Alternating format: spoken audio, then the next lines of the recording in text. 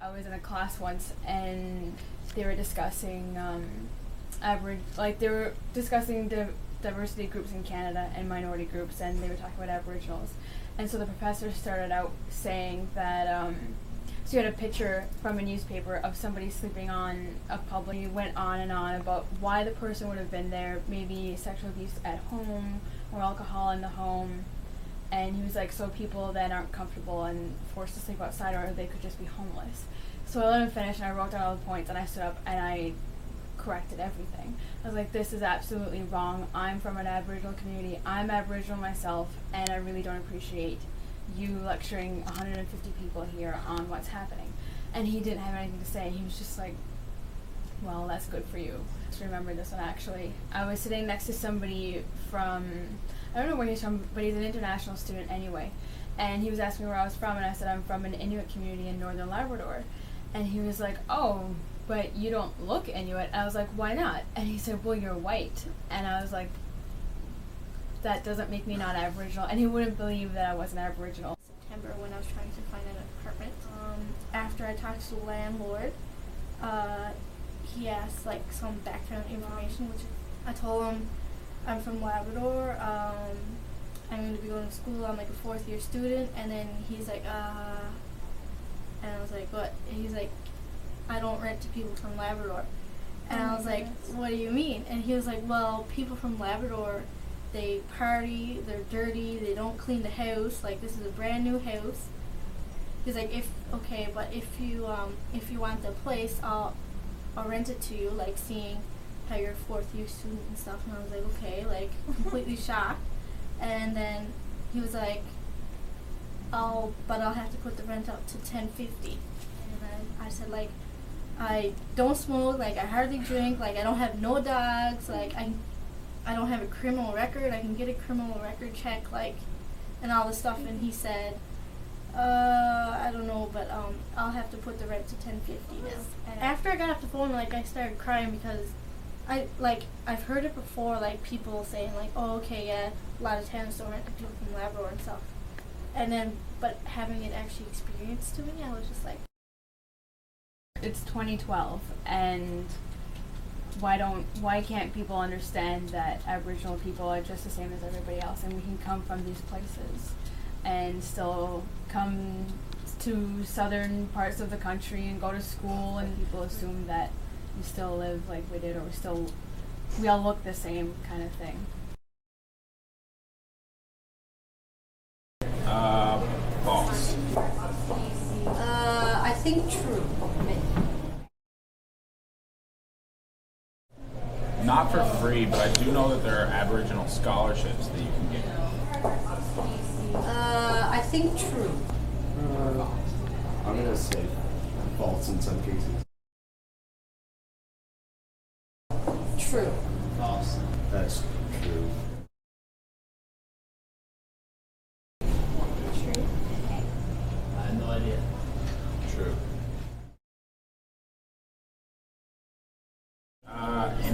Inuit, Mi'kmaq, and Métis. No. Innu, Métis, Mi'kmaq, and what's up? No.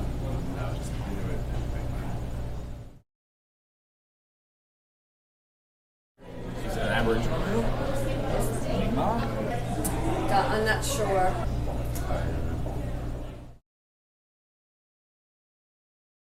Is the last Beothuk? I heard of her. I heard the name before, but I'm not 100% sure. It's like this little stone man thing, and they used to guide people around the wilderness when they're traveling. I don't know, but I hope so. Yes, I've heard of the milkshake. Isn't that where they build those rocks? I haven't seen one. I heard that word before too, but I honestly don't have a clue. I would assume it's in the UC. Maybe 1,000. No, I can't. 350. I said there's a few, but I'm not sure. I know what it is. I can imagine the last one would have been closed maybe in the 60s or 70s. recently. I know that. It was a few years ago, but I'm not even sure the exact date or year. We right now have over 500 self-identified Aboriginal students at Memorial, with close to 300 on this campus.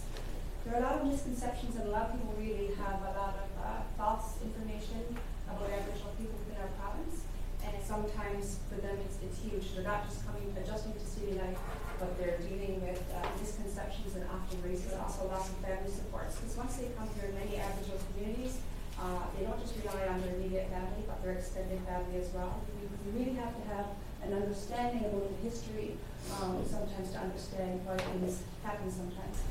Almost 1.2 million Aboriginal peoples in Canada. So Aboriginal or First Peoples are Inuit, First Nations, and Métis. So you can see First Peoples are Aboriginal, and they make up those three large umbrella groups.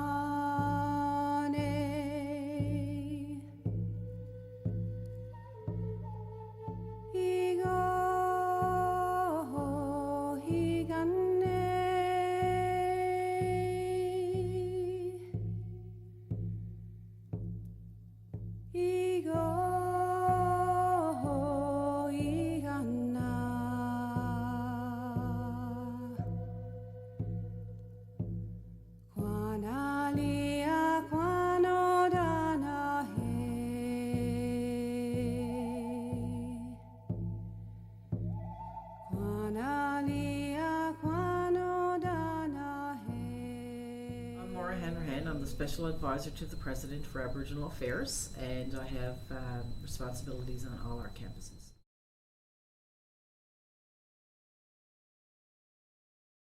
In 2009, Memorial University struck a task force, a presidential task force on Aboriginal initiatives, and all the province's Indigenous organizations were represented on that, as were senior administration and faculty. And the report generated 22 recommendations in the areas of academic programming, support services for students, employment, and early intervention. So I was hired as a result of the task force to initiate and facilitate the implementation of the recommendations on all our campuses.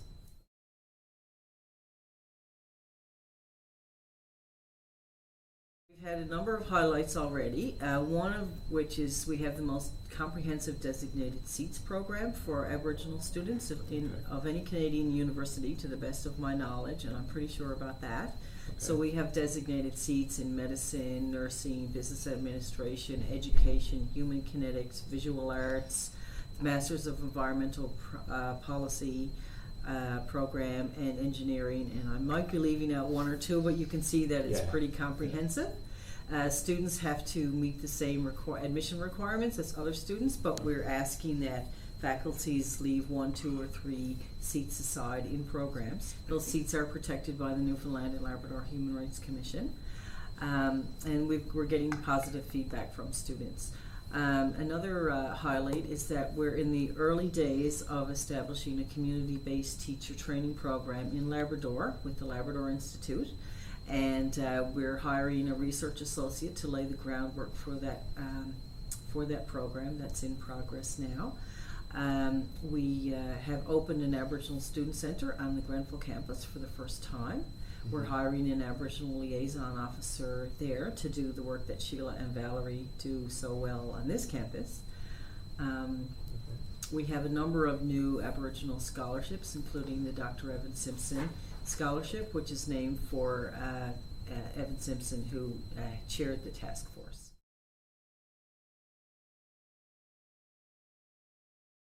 We've done a lot of groundwork for what needs to happen in terms of symbolic change, regulatory change, and so on, some physical space we've been working on, those kinds of things. But what we really need, and what I'd really like to see, is cultural change at a deep level, so that all the Indigenous peoples of the province, whether they're Mi'kmaq, Innu, Nunatsiavut Inuit, or Southern Inuit, or if they're Cree or Ojibwe, or from another country, that all people feel welcome here. And not just welcomed, but that this is a university of choice, and this is a place where Indigenous cultures are honored and celebrated. It would be a place where there are Indigenous faculty members, and where Indigenous people see themselves, their cultures, history, etc., reflected in curriculum.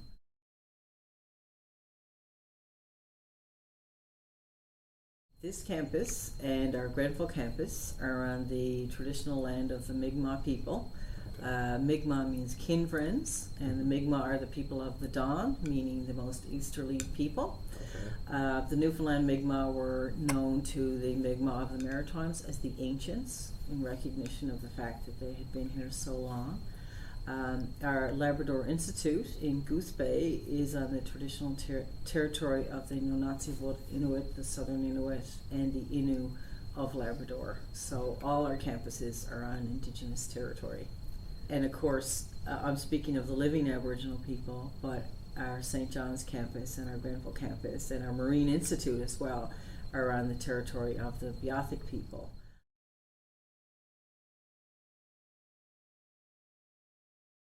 In terms of tangible visibility, I think we have a long way to go to make Indigenous cultures visible on this campus.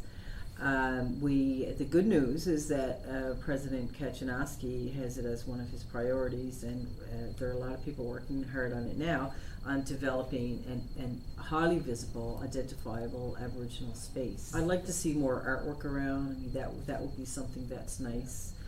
Maybe a traditional garden with the traditional plants of the people of the province and so on. Mm-hmm. I mean, certainly we have a long way to go. We don't have very much academic programming. No. Excuse me. We have a very small number of faculty who themselves are Indigenous. You know, it's early days for Memorial, but there's a lot of goodwill there, I'm glad to say. Courses are inactive as part of the Northern Native program, and the reason they're inactive is we don't have the numbers of students we used to have years ago. So what's happening now is 1 or 2 courses are being used to transition our Aboriginal students into the mainstream program. So the program is still active. It's different than it's recorded in the calendar, and that is more of a historical oversight. Many of those courses should have been removed on the roll. Okay. What we're looking at now is transitioning the program from what you see in the calendar to a program that's more inclusive in the sense that we want to create a safe space, a course or two, where Aboriginal students have a safe space to join our community. Mm-hmm. And we also want another course at some point that all our students will take that deals with the indigeneity context of this province and the country. So you'll see those kinds of changes coming.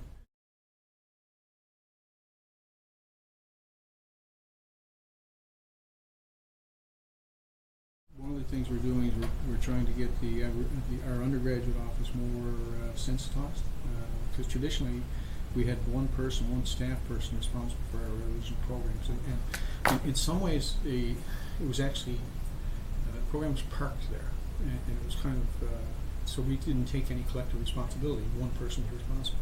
So now what we've done is we've created a group of faculty. There's about 12 of us that are our Aboriginal interest group.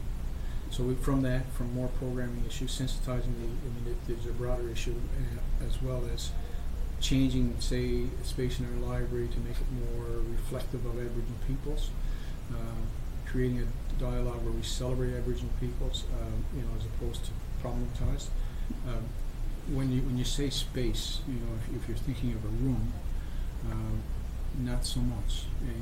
It's the idea of creating a safe culture, a sense of not being exposed or harmed unduly, and dealing with transition in a more effective way, and recognizing those needs.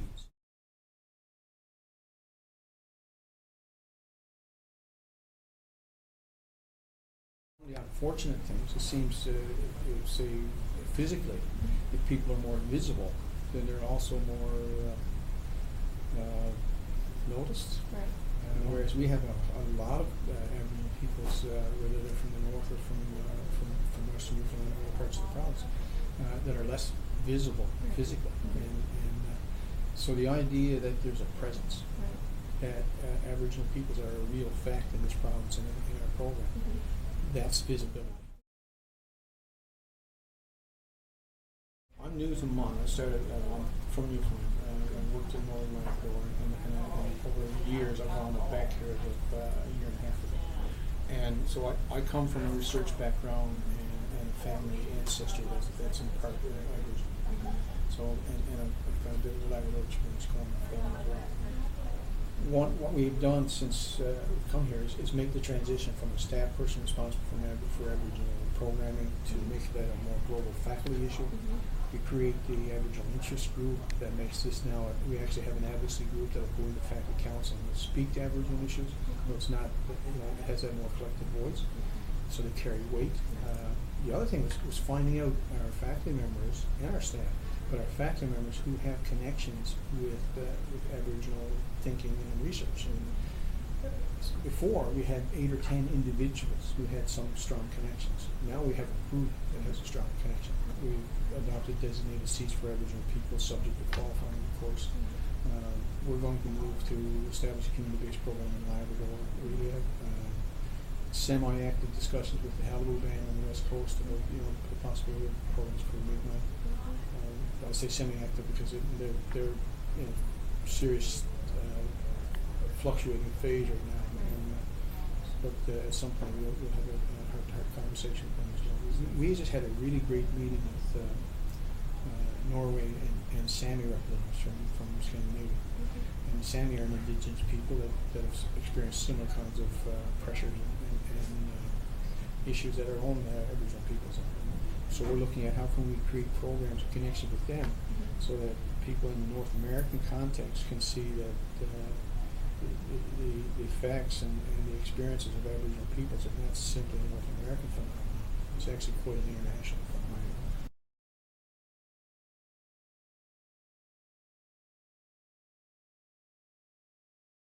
One exists here on St. John's campus. We also have a campus in Cornwall, as you said. The Halibu process in Cornwall is significant. We were talking about, last I heard, there are 60,000 applications for the Halibu process now. We also have a campus in Harlow, England. We have a camp, the Labrador Institute functions for Memorial in Labrador and we have Belarus. And so they will be our partner for the community-based program, and we are negotiating with the municipal government, and we will negotiate something with the Inuit Council as well. It's an interesting thing because people say, okay, what's the plan? And my response is, well, I can't give you a plan until I speak to the people that we're trying to serve. But we're moving. We've hired a research associate just recently to work in Belarus, and he's going to do some research for us on culturally appropriate programming. Other things we've started doing. We've started specifically looking on this campus for people of Aboriginal ancestry that might want to join our program. So we held a recruiting system. The idea is, can we find people who say are of Aboriginal ancestry that are in their 2nd or 3rd year? If they're in their 2nd or 3rd year, there's a high probability they'll finish. And can we draw them into the education program? And so then can we have more people of Aboriginal ancestry who are openly acknowledging their ancestry in all our schools? It's not simply a matter of training Aboriginal teachers for an Aboriginal community. It's a matter of training all our Aboriginal peoples, all our teachers, and have that better mixture. So we're making some bold moves there. I'm quite fortunate now that the university hired Maura Hanrahan as the advisor to the president. So, and we work together really well. So.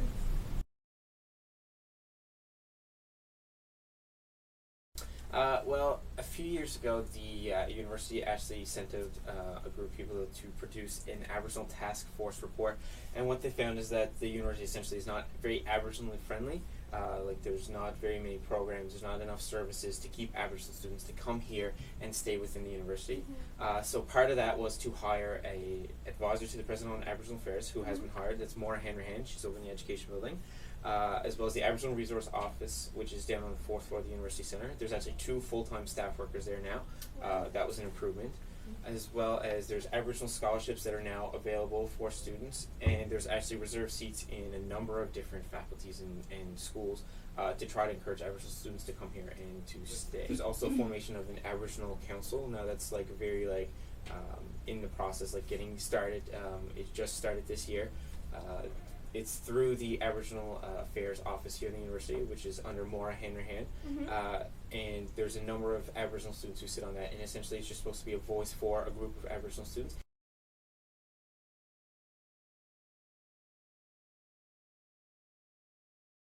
Well, a lot of people do talk about how Aboriginal students, all they do is get school for free, they don't pay taxes. Well, that is actually a myth, because there's over 25,000 students who have not received access to education when technically it's a treaty right.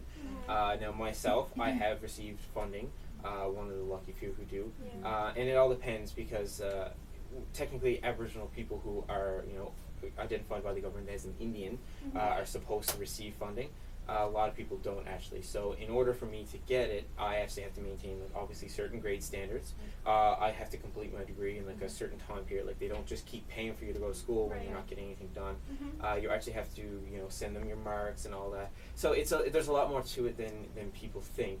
There are a lot of students who don't necessarily get to come. I know of many students who one girl, she got into law school, and her reserve couldn't actually afford to send her to law school, so okay, she can't go to law school.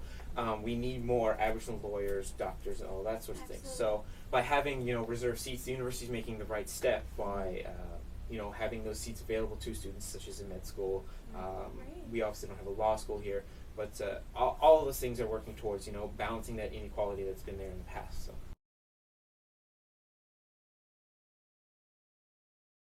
It's for a number of different reasons, and I can speak from personal experience. In my first year, I was like, oh, I can tell people I'm Aboriginal, and then the first thing that they said was, oh, you don't pay for school. You're not paying to be here. You get money every month deposited in your bank account because you're Aboriginal. You don't pay taxes. You don't pay for gas. Well, all of those are actually false because I do pay for gas. I have a car and I pay tax on my gas. I pay all my income tax. I lose just as much money as every other student, and I do have Aboriginal status within the government. I do have a card that says Thomas Diamond is actually declared as an Indian. Whereas in my perspective, I don't see that having that card really identifies who you are. So people do identify who aren't what we consider status Aboriginal people, and so they do that for different reasons. They might have a great grandfather that was Aboriginal, and they choose to identify because they want to learn more about it. But there's also a number of people who don't self-identify to the university because they think that there is discrimination. Someone coming from a small community, say in Northern Labrador, that comes here, they might not necessarily feel comfortable because you are really a minority on the campus here. And look at myself, I do have a mixed heritage. Someone who is full-blood Inuit, they're obviously going to have a bit of discrimination because physically they look a little bit different. They have their stereotypical Aboriginal look.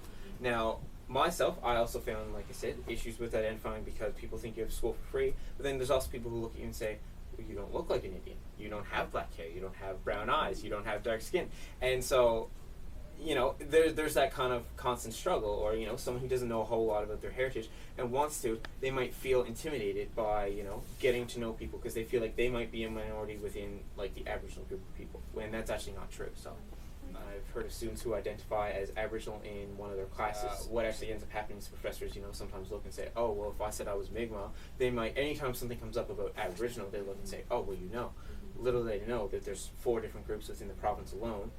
For instance, in BC, there's, I think, close to 26 Aboriginal distinct groups, different languages, different customs, different traditions, whole different culture within that one province. And so you can't identify one person as Aboriginal and think that everybody who's Aboriginal they can relate to, because it's not the same. And there's differences, there's differences in the types of drums, differences in what we eat, and sort of, customs and traditions.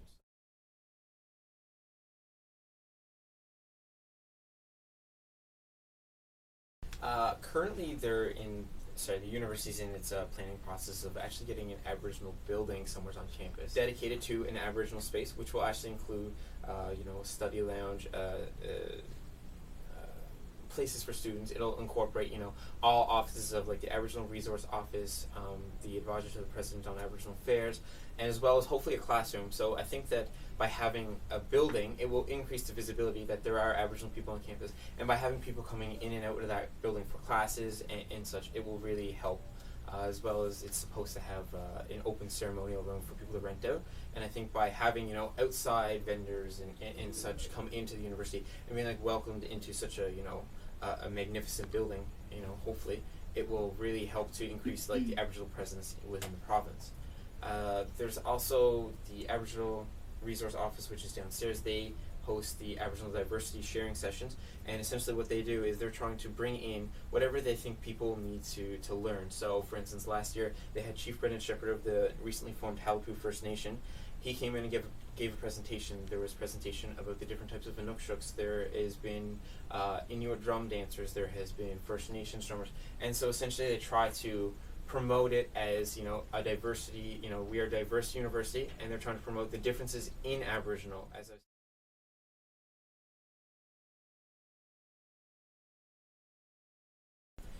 the biggest myth that I've really come across is the whole your school is paid for, you don't have to do anything for that, and they think that if you're from Northern Labrador, like people think that you are into drugs and you sniff gas, and like I've actually had someone say like, oh, like you must like gas in it, and I'm thinking like what is that, because like I've never done any of that stuff in my life, right? So that's why it's really good to say with the Sisters in Spirit that there was such a positive response from the news and VOCM and CBC and such, that we had such a good turnout for that. One problem we did run in was writing an article, and they never highlighted anything that good came of Sisters in Spirit, because at the same day it was International like Volunteer Appreciation Day or something along like that.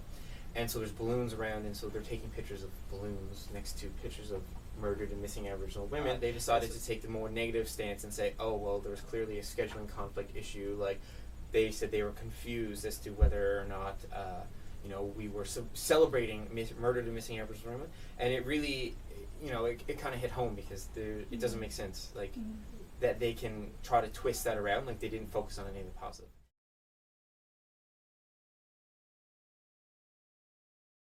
Well, I am the Minister responsible for the Intergovernmental and Aboriginal Affairs Secretariat. I deal with the monitoring, negotiations and agreements and everything that goes on between governments, Canadian government, federal government, provincial governments, and other provincial governments. As far as the Aboriginal Affairs Secretary is concerned, my role involves monitoring and managing government activities as far as government policies and programs are concerned, and how they affect Aboriginal communities. For example, we advise on Aboriginal aspects of policies and programs that from other departments, and how they apply to Aboriginal communities. Sometimes program and policy have to be modified in order to have a proper effect and influence on Aboriginal communities. One of the big roles the department has is negotiating land claims, and we have concluded a land claim with the Inuit of Labrador, Northern Inuit, and the Nancy-Appa government, and now the result of that. We are in the process of negotiating claims with the Innu Nation in Labrador, and you probably heard of the New Dawn Agreement, which concluded. We also have a major role in making sure that Aboriginal nations are consulted on matters that affect the Aboriginal groups. I guess finally part of the main role that we have, or part of the most significant overriding role we would have, is to advocate for the progression of social and economic well-being of Aboriginal peoples.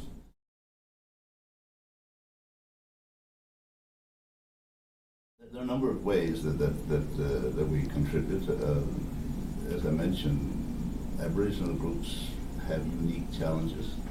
And these unique challenges come about as a result of social and cultural and historic developments over the years, and our role is to make sure that programs and policies of other departments and governments in general meet those unique needs of Aboriginal peoples. And sometimes a policy or program may have to be modified or changed or you know, in some way in order to have a proper effect on Aboriginal groups and peoples. And we have a legal duty to make sure that Aboriginal groups are consulted in land resource developments, especially in Labrador, that might affect the rights or the claims of Aboriginal groups. We have a duty to consult with those groups, you know, and that duty is a legal duty. You know, it comes from the Supreme Court. We also advocate to the federal government to make sure to keep the federal government's feet to the fire in terms that they have jurisdiction, you know, under the Indian Act to quote to act Indians and lands of Indians. So they have the exclusive jurisdiction for that, and so we try to make sure that we keep their feet to the fire in deepening and broadening programs that they have to benefit Aboriginal groups. I guess finally, we try to develop partnerships, you know, because in order to advance the status and advance the case of Aboriginal people, we need a lot of people working on the same page. So a good example, for example, the Labrador Aboriginal Training Partnership, which is a partnership between governments and industry, which has trained 400 people in Aboriginal people, trained to you know, advance the skills and trades of these people, and with the tremendous developments in Labrador, that gives those people first rights and opportunity to advance the social and economic ways down there. So that's a partnership that just 3 years have just gone by, and $30 million was spent on that particular project, and we're now negotiating the second phase of that. So that's a partnership agreement that industry and governments participate in, and so these are ways and means that we work with Aboriginal communities that I think can enhance the status of Aboriginal communities.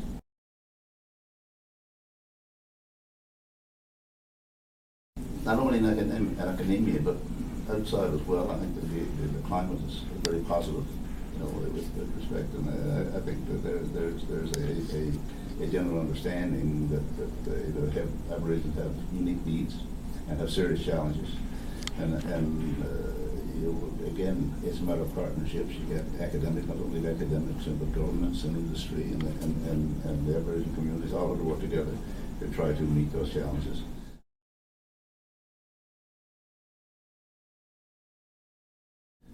Well, we focus our efforts on social and economic well-being of Aboriginals, and you know, our mandate is to do that through public information and education, especially with regard to land claims. And just a couple of weeks ago, I spoke to the mining conference downtown, and on our Aboriginal consultation policy. As I mentioned earlier, we have a legal duty to consult with Aboriginal groups on any developments, especially in Labrador, that might adversely affect land claims. And we're formulating and finalising our Aboriginal consultation policy on that. And we hope to have it ready by the spring, have it completed.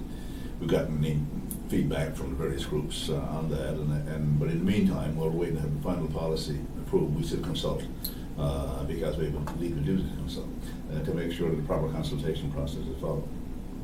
In the university itself, we fund a Aboriginal resource office, and that's a very important office in the university that deals with such things as information on tuition and registration and tutoring and accommodation, that sort of stuff, and as well as sort of social and recreational outlet for Aboriginal students.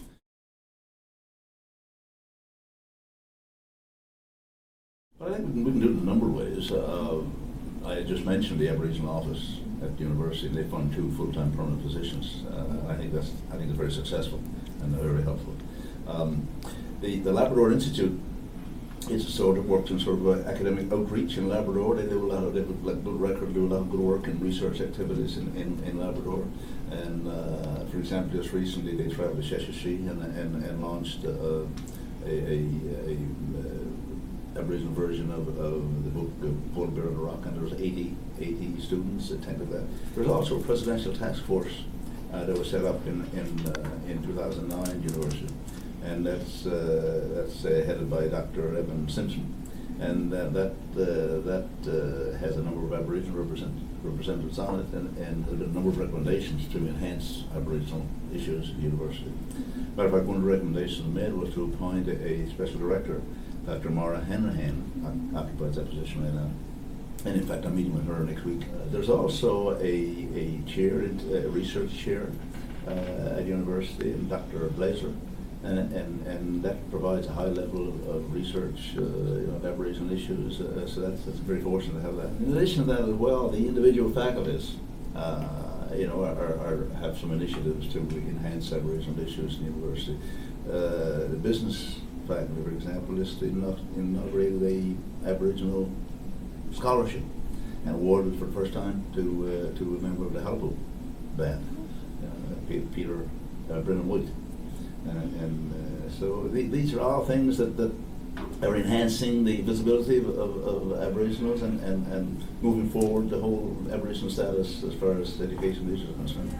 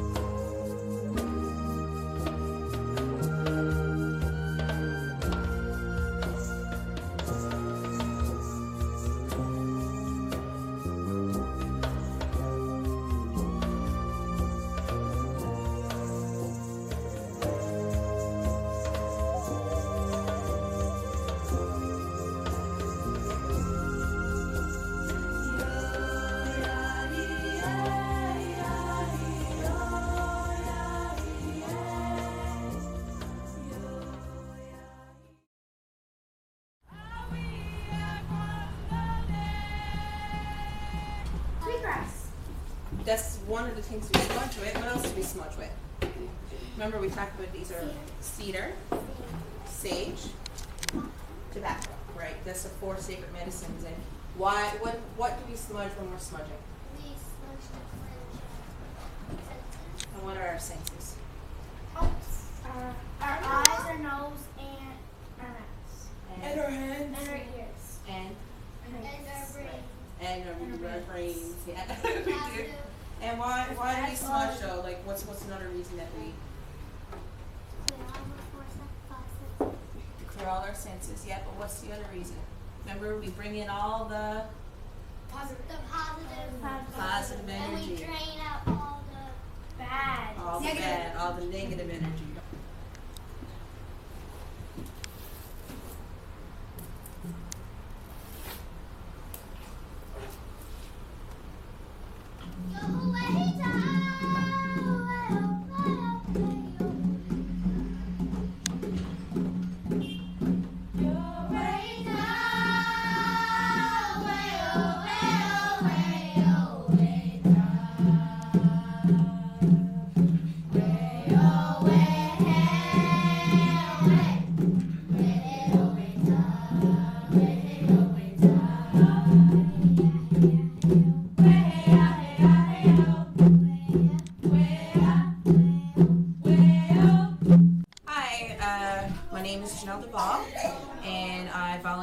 Down here at the St. John's Native Friendship Center with the kids on Wednesday night, and we do traditional drumming and singing with them and talking circles and teaching them about traditional lifestyles. You skin the moose and then you put like the skin on and you can kind of see the hair on it that's left over from the moose. So why do you have to have so much respect for the drum? So like they don't like hit it too hard and like it don't break it because it's fragile. Yeah, because we kill that animal for it. Because the animal gave up its life, and this drum has a spirit, right? So we have to treat it with what? Respect. Right. That's the most important thing, right? You treat it with respect. And every time you drum, and when you make those drum beats, the double beats especially, what does it represent? The heart. The heart. The heartbeat of what? The moose. Mother Earth. Right. No part of the animal goes to waste. We want to try and use every part as possible. Right? For food, We for even try clothing, to eat- drumming. We even try to save like the bones. Yeah. This is called babish. Babish. Yeah. It's a part of the moose hide, and we cut it into thin little strips and make this stuff called babish.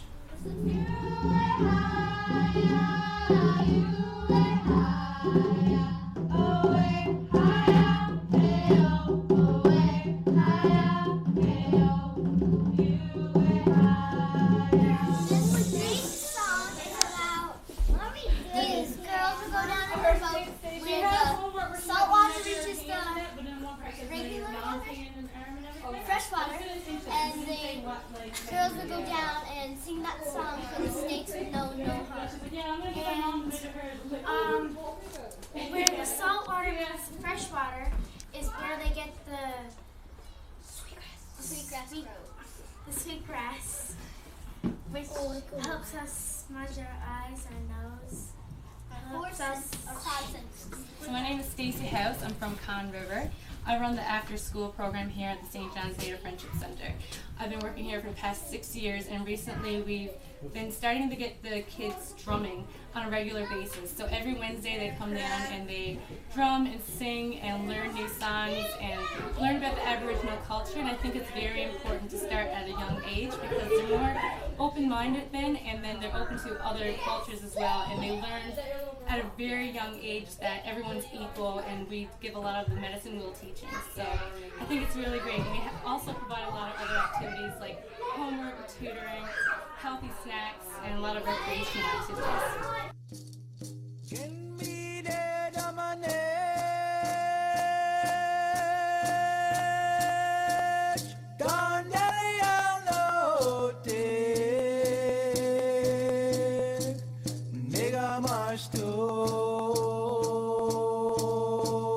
My way down there.